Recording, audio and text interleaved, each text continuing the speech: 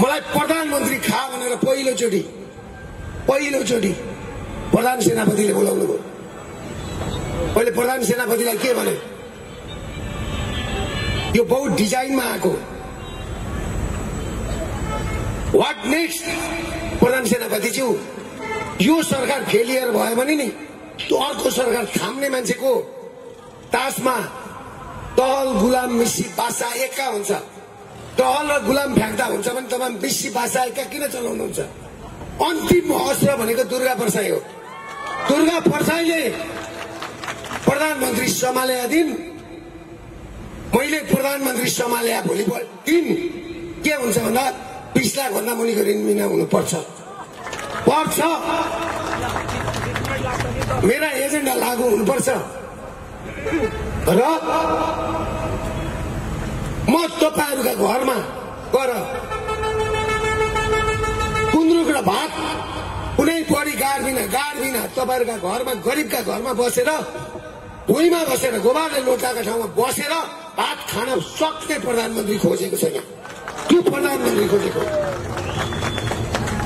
म त सबै कुरा भोगेको। घमण्ड गर भन्छ नेपालको महँगो गाडी चढ्ने मान्छे पनि मै हुँ। राम्रै ठाउँमा पनि बसेको छु, छोराछोरी राम्रै पढाएको छु।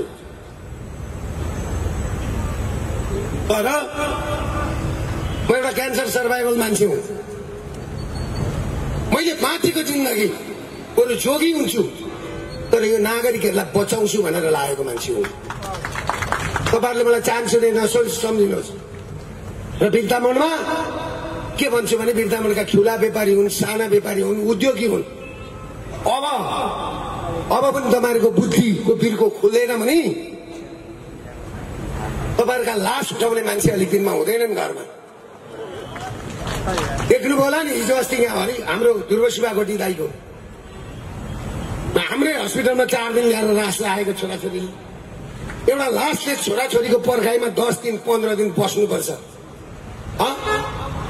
नजिकै छ दशैं। गुलाबको फूल भनेको के हो तपाईहरुले बुझ्नु भएको छ? प्रेमको प्रतीक हो। माया साटिन्छ गुलाबको फूल दिएर। जमरा रातो अक्षता के हो? दशैंको प्रतीक हो। छोराछोरीलाई आफूभन्दा ठुलाले सानालाई टिको लगाएर आशीर्वाद दिन्छ।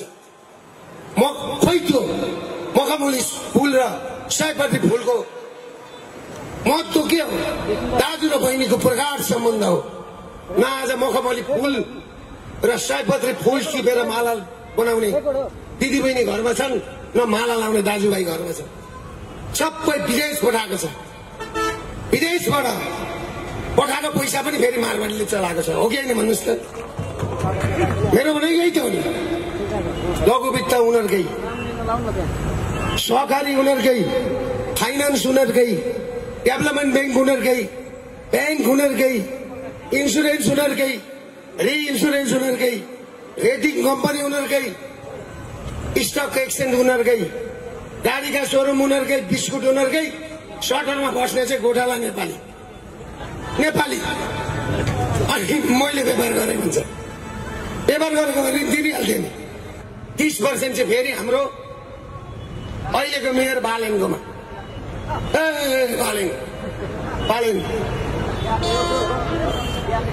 के हो अब तपाईहरु बुझ्नुहोस्।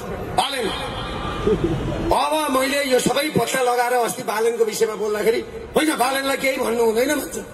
के बालेन शिवजी हो कि बालेन पार्वती हो कि भगवान विष्णु हो? म त त्यस्तो लाग्दैन। मेरो पालो सर मैले निकाल्दै नि त निकाल्दै होइन। सबै जन्मकुण्डली मैले निकालिदिएपछि अहिले चर्चा चल्दैछ। त्यति मात्र छैन, त्यो त 10 मिनटमा मात्रै 2 घण्टाको अरू आउँदैछ। 2 घण्टाको आज दशैंका टाइममा जेएनजी ग्रुपले आन्दोलन गर्यो। सबैभन्दा बढी घाटा चाहिँ मलाई भयो। 100 जना भन्दा बढीलाई निःशुल्क उपचार गर्दैछु भाइ। हेर्नुहोस् त यहाँ 4-5 करोड रुपियाँको चाहिँ मलाई चाहिँ चुना लाग्यो। नाम चाहिँ फेरि बालेनको आउँछ। यहाँका मिडिया, यहाँका पत्रकार साथीहरूलाई गएर के भन्छु भने एकपल्ट बीएनसीमा कतिले उपचार गरे फेरि है त्यो कल्पित छ। सुन्नुहोस् है कुरा।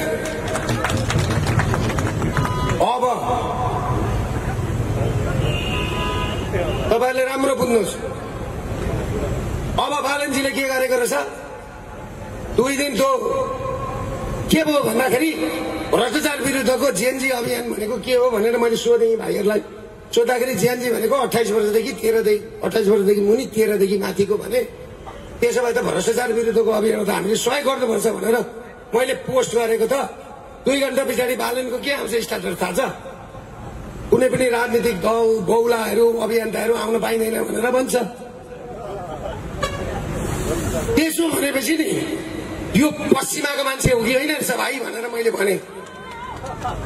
र यसको योजनाकार भनेको त्यो मिराज ढुङ्गाना भन्ने मलाई बेलुका भेट्न आयो। मैले फोटो पेजमा हालेँ। त्यो पेजमा फोटो हाल्ने बित्तिकै यसलाई किडन्याप गरेछ। हेर्नुहोस् त। अब यहाँ तपाईहरुलाई के भन्छु भने अब लडाई वार पारको लडाई अब हुँदैछ। वार पारको लडाई।